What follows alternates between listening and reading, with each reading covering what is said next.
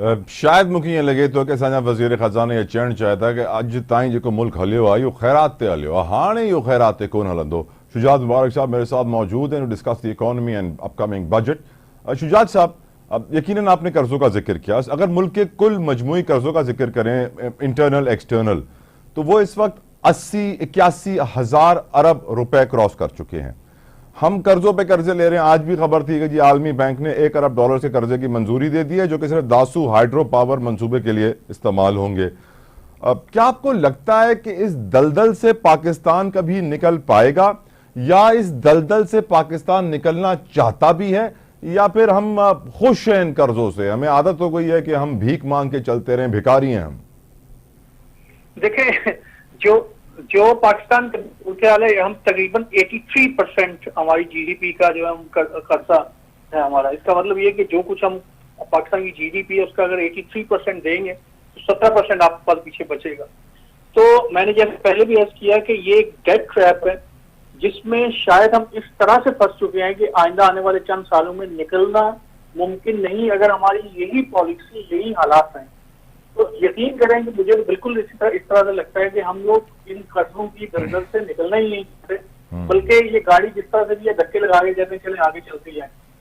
अभी जो गवर्नमेंट के मैयर्स है, मैं बिल्कुल आपको ओपनली कह रहा हूँ, जो गवर्नमेंट ने मौजूदा जो टैक्स के मैयर्स लिए हैं, इसमें 80% जो भी सारी चीजें थी वो एडजस्टमेंट, इसमें बिलीव नहीं कि पॉलिटिकल जो सारी एडजस्टमेंट है, पॉलिटिकल सेटलमेंट्स को, पॉलिटिकल अपने जो अपोनेंट्स हैं उन लोगों को खुश करने के लिए बहुत सारी टैक्स के अंदर, बजट के अंदर एडजस्टमेंट्स की जा रही होती है, और वो डिसीजन जो कि पॉलिटिकली कड़वे होते हैं, गवर्नमेंट वो डिसीजन नहीं लेती। जैसे इस वक्त पाकिस्तान के अंदर सबसे बड़ा मसला टैक्स लीकेज का है।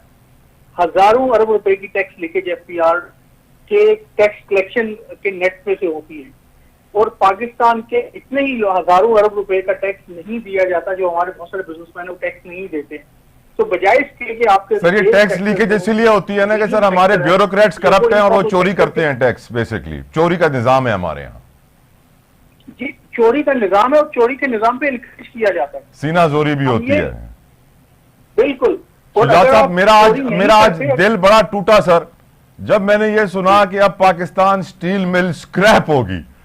यकीन नहीं आया सर कि ये दिन भी देखना रह गया था। आपका दिल टूटा सर? बिल्कुल। देखिए, क्यों नहीं टूटेगा, ये वो स्टील मिल थी जो पूरे पाकिस्तान को चला सकती है। अगर आप चाइना की या इंडिया की इंडस्ट्रियल हिस्ट्री को देखें, इकोनॉमिक सक्सेस को देखें, तो उनकी स्टील मिल्स ने बुनियादी किरदार अदा किए। रशिया की इकोनॉमिक ट्रेजेक्टरी में उनकी स्टील मिल ने बुनियादी किरदार अदा किए।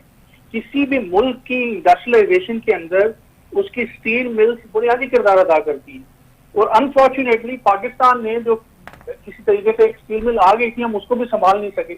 अगर आपने इंडिकेटर डेवलपमेंट के देखने हैं, जो इंडस्ट्रियलाइजेशन के देखने हैं, तो आप देखिए किसी मुल्क का इंफ्रास्ट्रक्चर, रेलवे कितना मजबूत है, उसकी स्टील मिल की कितनी मजबूत है, लेकिन और ये दोनों चीजें हमने बजाय इसके कि इनको इम्प्रूव करते हमने खराब की हैं।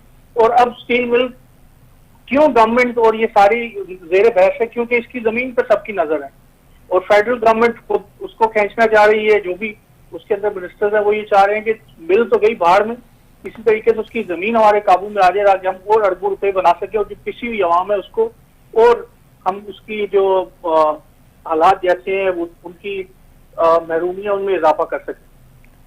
सर यकीनन ये स्टेट ओन्ड एंटरप्राइजेस 200 से जायद हैं जो पाकिस्तान के लिए 1000 अरब खसारे का बायस बनते हैं। उसमें नेशनल हाईवे अथॉरिटी भी है, 80 अरब सालाना खसारा है, उसे कोई हाथ नहीं डाल सकता। ये मुझे बताइए सर, बहुत सारे एक्सपर्ट्स ये कहते थे कि पाकिस्तान चलेगा या पाकिस्तान का पावर सेक्टर चलेगा, दोनों एक साथ इस तरह नहीं चल सकते हैं। पावर सेक्टर की हम बात करें तो मैं काफी दिनों से कैपेसिटी चार्जेस के ऊपर आवाज उठा रहा हूं शुजात साहब। अब यकीनन हमने बैक इन द टाइम हमने ये सोवरेन एग्रीमेंट्स कर लिए, कमिटमेंट्स कर ली कि भाई आप प्लांट्स लगाएं और हम आपसे बिजली खरीदेंगे। हुआ ये कि हम वो बिजली नहीं खरीद पाए, और कमाल बात ये हुई कि वो प्लांट्स बंद भी पड़े हुए हैं और हुकूमत उनके पैसे भी दे रही है। पैसे भी सर कोई छोटे मोटे नहीं है। पिछले साल 1300 अरब रुपए बताया जा रहा है, आने वाले साल 2000 अरब रुपए,